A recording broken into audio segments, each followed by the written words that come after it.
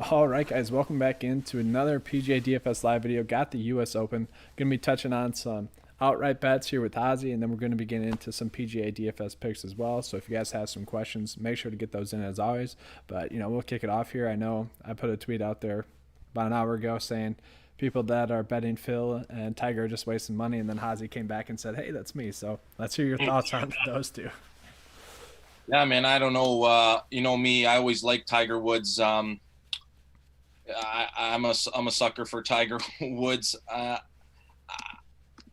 Maybe the putter grip is going to be beneficial for him. I don't know. Maybe he tried everything. He's because obviously he had that new putter at the PGA Championship, and that wasn't really working for him. But he's got a little bit of a thicker grip because we all know he used that ping answer grip, which is very, very thin. And maybe if your mechanics are off just a little bit, it could really affect your stroke. And he's going to that one. I don't know. I'm grasping for straws. I'm aware of this. I'm just looking for any reason to bet Tiger Woods, because obviously he's my favorite golfer. But anytime you can get Tiger Woods, now he's dropped all the way down to 56-1. Like I think there is some merit in betting him, but obviously there's going to be some other guys that I'm more heavily favored on. And for Phil, I would love to see him.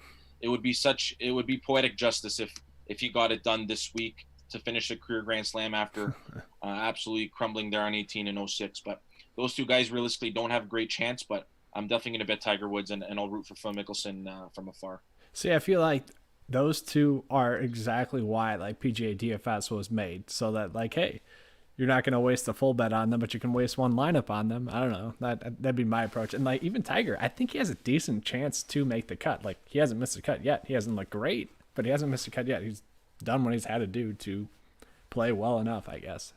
Sure, it's not up to his Tiger standards, but been good enough. And then Phil, I don't know what was up with the pricing with having him being one of the highest priced players last week, but I don't know. I just don't want to play him this week. If it's going to be a struggle for him to drive it accurately, which it has been. Are we talking about Bryson or Phil? Did I say Bryson? Sorry.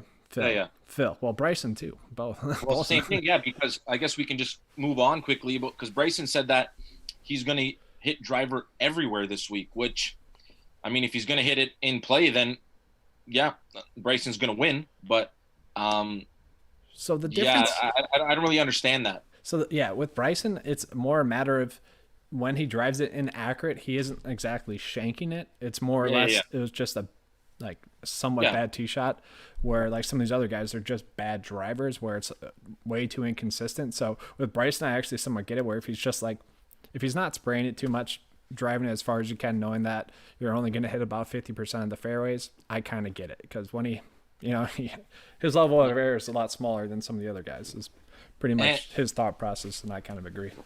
Yeah, and I said the same thing for the PGA Championship from people posting videos on Twitter. And it's the same thing with the U.S. Open this week. A guy threw 3 golf balls. I don't know if you saw that video or anyone watching us on that video, but he threw one golf ball right to the bottom. You can't even see it 2 feet away. A couple other balls in the same vicinity, and lies are good, and you could probably get it to the green. Yeah. So it's going to be one of those weeks again where you're going to have to get lucky as well. Obviously, you have to get lucky regardless in the U.S. Open, but I think this week's going to be you're going to need to be extra lucky if you're going to potentially win this thing. Yeah. We got a question here from Alex who's asking Rom or DJ. I'm going Rom, a little bit cheaper. Yep. If you're going to bet him outright, I think he has a little bit better chance to win. He typically look at his recent form and the events he's done really well at. They've been tougher tracks. Yeah. So I like him a little bit more. So we'll get into some of the high-end bets here, and we can talk PGA as well, or DFS side of that as well. I'll have you start off, though. Well, yeah, just quickly on that thought process. I literally just look at the BMW leaderboard. Honestly, we talked about it after that tournament, that you could probably just bet those guys, and I agree too. You pick, look at Munoz, 200-1. I think that's a great play this week. Plays really well on tough courses. Rahm, Johnson, they're all going to be there at the end of the day. The only guy I don't like the higher ranked players in the world is Justin Thomas, just purely for his putting. But yeah, I think all those players that have played tough courses, at was it Oak Hill? Sorry. So I'll name off the tournaments. Sorry. Yeah. I'm looking at Memorial Tournament. I'm looking at the API, looking at the Yep. Honda Classic, and then obviously the PGA Championship played a little bit more difficult. And you could look at Yep. kind of the last year's U.S. Open if you want to as well. Although that played a little bit easier than it normally does, but Yep. that can be what you look at, and it's weird. Like all the same people are starting to pop, which is like, hey, if that's going to be indicative of what happens this week, it's going to be a good week. But yeah, do you want to start off with the high end bets that you like? Yeah. I like. I'm starting it at John Rahm. If I'm going to pick between DJ and Rahm, I'm going to take John Rahm. I think I like the way he's playing. I think he's confident in his game, and ever since that meltdown at the Players last year, it kind of seems like he's thinking his way through the golf course a little bit better. But the one I like the most next, I think Rory McIlroy is. I personally just have a feeling he's going to get done this week. He talked about how if you need a guy to shoot around even par, I'm your man. And I think, the stresses of, having a newborn on the way leading up to the Tour Championship was kind of weighing on him a little bit. And I think now he's going to be a little bit more freed up to play. And his wife is from the state of New York as well. I think she's from Rochester, actually, which is only a few hours from me. But maybe there's just something about it this week that he gets done. But I like the way he's playing, especially because there are several holes this week that require a draw. And obviously that's Rory's favorite ball flight. So he's going to be the play for me, him and Rahm. And then probably to end it out, because then they're the last of the guys from 9-1 to 20-1. I like Tony Finau this week, another guy who, doesn't really win, but look what he did at Olympia Fields at the BMW Championship. He played really well in that final round. Obviously, the finish looked a lot better because of that final round 65 that he shot, but be that as it may, he clearly shows that he's able to play difficult golf courses, so I think that's some good value there at 36-1. Yeah, I agree with that. Just touching on Rory real quick, I'll go back to that. I agree with that approach too. Like the U.S. Open, I think is something that sets up really well for his type of game. It is a nice price point, especially for outright and for PGA DFS side. So I definitely get that he should be lower owned just because the recent form hasn't exactly been there, but it has been trending in the right direction as well. Rahm, once again, yeah, if you guys want to pay up for him in PGA DFS, do that. If you guys want to bet him outright, do that. They're not the best odds this week, obviously, but he's the favorite for sure. Tony Finau, I'm struggling with this week. He's popping. It's more or less a gut feeling for me, but it's not like I can talk anyone off of it because it is going to be a good play. I'll hit on a couple of my favorite outright bets, and then we'll keep it going. So mine, Terrell Hatton, kind of similar things. He just plays well at tougher tracks. You look at where he won. It was a very tough track. What he won at -4. That's probably +4 might be the winning number this week. We don't know how hard it's going to play, but he just does play well. I think that if you were to tell Tiger Woods or whoever, like, hey, I'll give you +4 right now, that they would do that in a heartbeat, honestly. Yeah, so this brings up a quick question that some people had in the chat. It's like, I forget what it was. It was like +5 for the cut line at like +330. I forget what it was exactly, but I was like, let me ask Hazy what his thoughts are just betting the cut line number. Do you ever do that? Do you think that's smart? It just adds a little bit of fun. I don't know. Man, no, I think it definitely does add a little bit of fun, but with the way with the way Winged Foot is going to play, I don't see why you wouldn't just bet a lot of guys to miss the cut, simply because you're like, you can make an 8, no problem. You could be cruising along 2 under on your day, and then you could just go back to back snowman. There's no rhyme or reason this week with what's going down. So preferably, I would bet a lot of guys. Like, even look, I like Rom, but there is nobody here that you can say, you know what, they're for sure going to make the cut. There's just no one this week that's the case for. So I wouldn't mind betting a Johnson to miss the cut, a Rom to miss the cut, a McIlroy to miss the cut, because you're going to get 4-1, 5-1 on your money.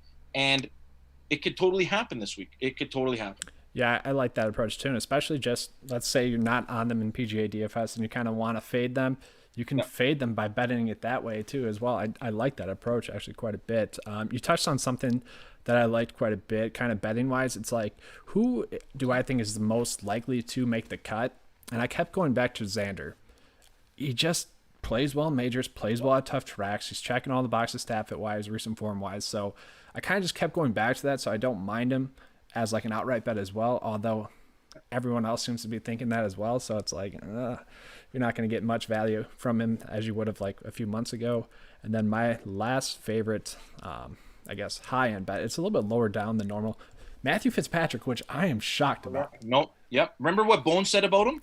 What did he say? No, I don't Bones, I remember. think I can't remember what event he caddied for him in, but he's like Matthew Fitzpatrick's game is perfectly suited for a U.S. Open. I do remember that now that you're saying that. Yep. What was that, like a month and a half Yeah, it ago? might. Yeah, I don't exactly know. Yeah, but he said it. And it's like, yeah, I like him this week too at 45-1. I think that's a good number, and he's definitely a guy that can contend this week. So like my only issue with him is that like he's not the best stat fit. Like Yeah, and like everything else though, recent form, you look at what he's done at tougher tracks, it's like wow, this is a standout play. But there also are some like longer shot bets that are pretty much the exact same play as him that we can touch on a little bit later on. But it's an interesting week for that perspective of like, do you want to go high end or do you want to go low end? Do you have a specific thought process here of like, is it balanced this week because of how hard it's playing? Like, are these longer shot bets just as likely? Are these lower like value players on DraftKings just as much likely to win as some of these higher end guys? I wouldn't say that they're like the lower end guys.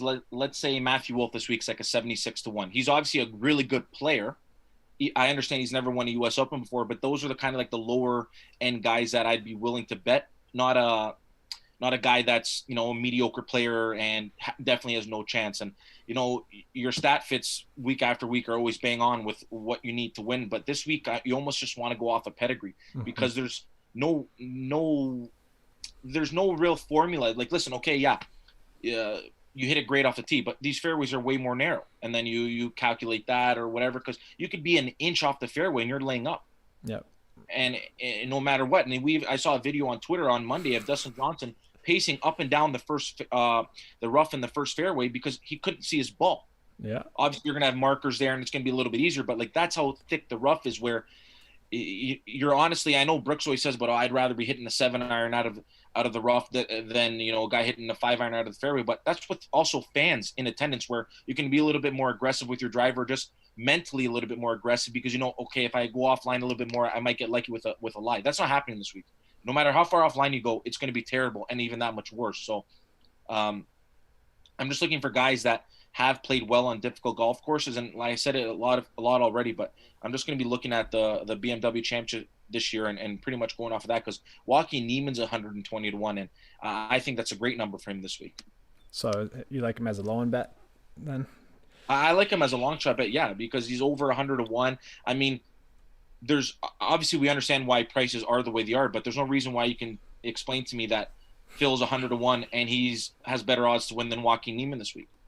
Yeah, so I don't know. Like, yes, Niemann played well at the BMW Championship. That's a good sign, but I would have to pull up his recent form for those other courses. I don't think he popped as some of the other guys that are a little bit longer shot odds, and I don't know. That was kind of my worry with him, but like he was the first guy that did catch my eye. I don't know. I'm a little bit worried about his winning upside, but then again, I like someone like Mackenzie Hughes who has just dominated tough tracks, but like, does he have any winning upside? Maybe if he gets lucky. Like you talked about 2006, Phil crumbled down the stretch.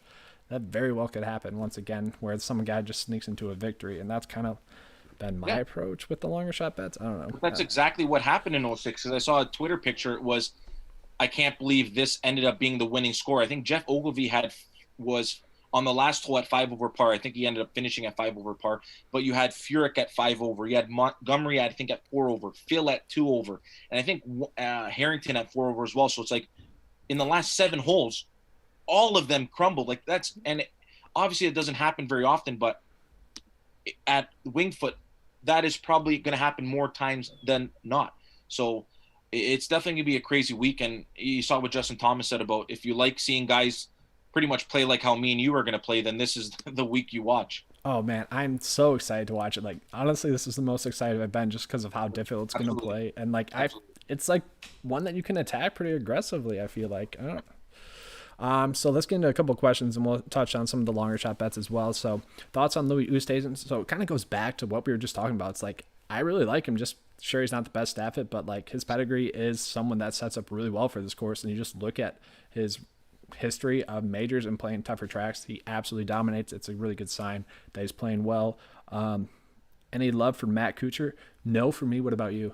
No, no, no. Yeah, He ever since he was a cheap ass with his caddy there in Mexico. I don't think he's played very well. And yeah, um, I think the game has passed Matt Kuchar by. To be honest with you. yeah, yeah. It's definitely on the downward trend. That year was pretty much his last good year. It seemed like, but any interest in Tommy Fleetwood? No, for me. And then there's kind of the follow up question of any other Euro Tour players that you're thinking of. So no, for me on Tommy. What about you?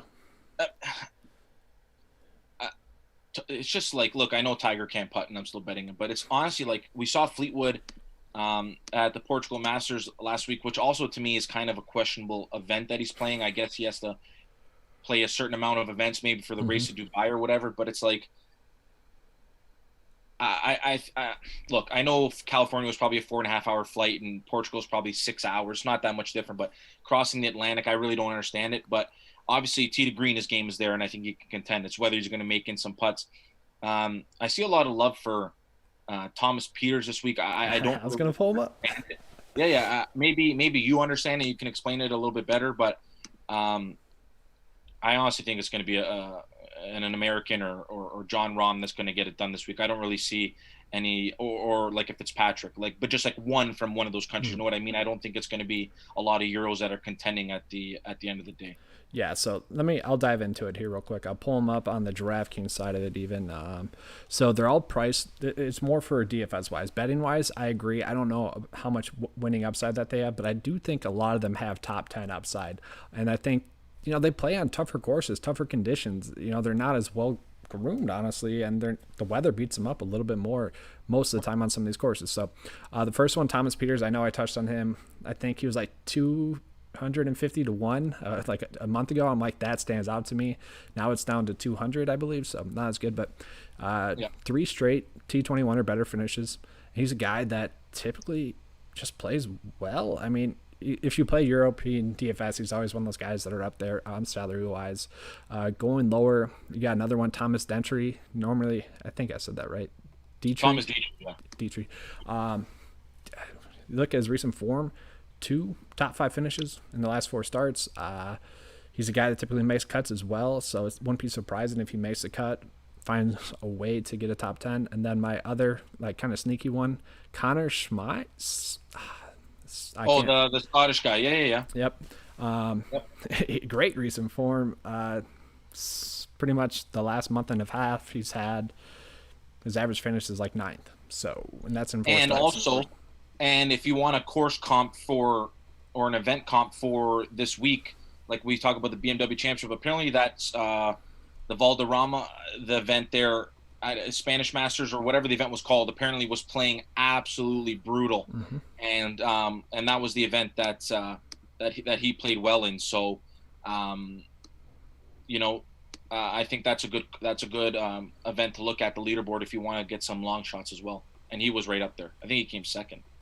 Yeah, so honestly, like we said, don't really know if they have winning upside, but maybe they sneak into a win. You never know. Like, that could happen this week. But, like, top 10 bets, I kind of like those guys. I think one of them will do it. I think they have a decent likelihood, too. And then people had some follow-up questions. Like, Munoz, pretty much same type player as those guys. Plays well on difficult tracks. I'm fine with it. I like him a lot this week for the price point that he's at. Like, absolutely. Betting wise or DraftKings? Both? both. I mean, 200 to 1, you could definitely play that top 10, top 20. Because, like, this is the week where Munoz could be literally makes the cut of the number, and he could be in, like, the fifth group going off on Sunday morning. He shoots 5 or 6 under, and that could be a top 20 or top 10 at the end of the day. Oh, yeah. Right? So all of these bets are live. Yeah, so you can cash out early. Like last week, who was it? Christopher Ventura. Like, yeah. He was one off the lead. He was in the lead for a little bit, round 3, and then going into Sunday, he was one off the lead. Like, I'm sure there was somewhat of an opportunity to cash out at that point because he kept giving himself opportunities. So maybe someone like Connor or Munoz. Like, Connor's 400 to 1. Like, for a guy that's in that good. How about your buddy at 600 to 1 that you were tweeting about today? I couldn't believe that. I'm like, I get it. Like, he might not make the cut, but to be 600 to 1, it's insane for a guy who just won like a month and a half ago. Good recent form, like you're talking about. Yeah. I did. That was just shocking to me. It's like I just want to slap whoever did that because it was a slap in the face to me. It was a slap in the face to 9 to 5 after having him as a winner. No one Yeah, talked him exactly. up that week too, and it's just like, hey guys, it's a secondary event, but you should bet Richie Rowinski. Yeah. That got me. We'll get into a couple questions here, and then try to make this one quick. So we got about like 9 more minutes, guys. So if you have any more questions, get those in. We'll get those answered. Colin Morikawa, are you gonna bet him at all? I don't know. I think I'm out on him this week, to be honest with you.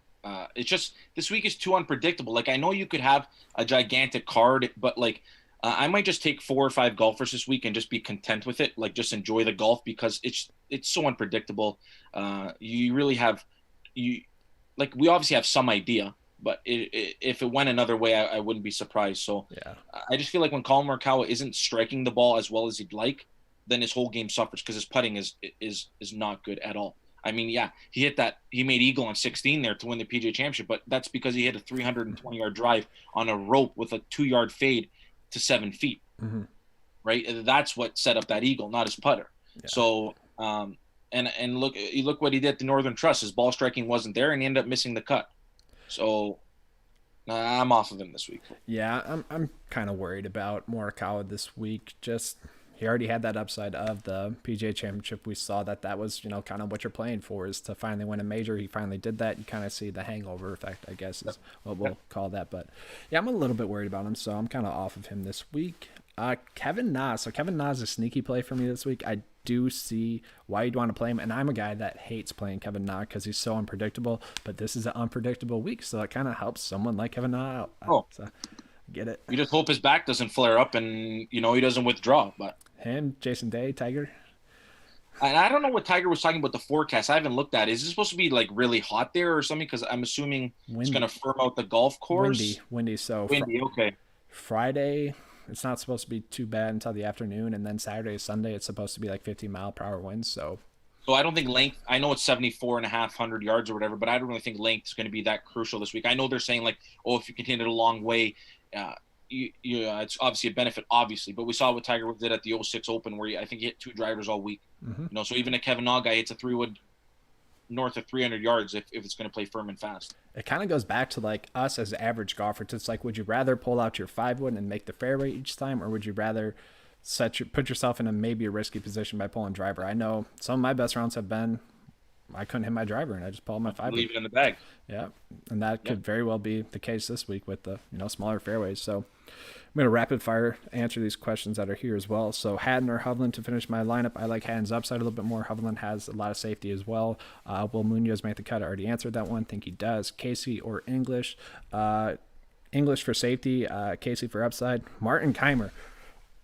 So this is 2-tier question here. Martin Keimer, just question mark, and then someone followed it up. Martin Keimer or Norn to make the cut?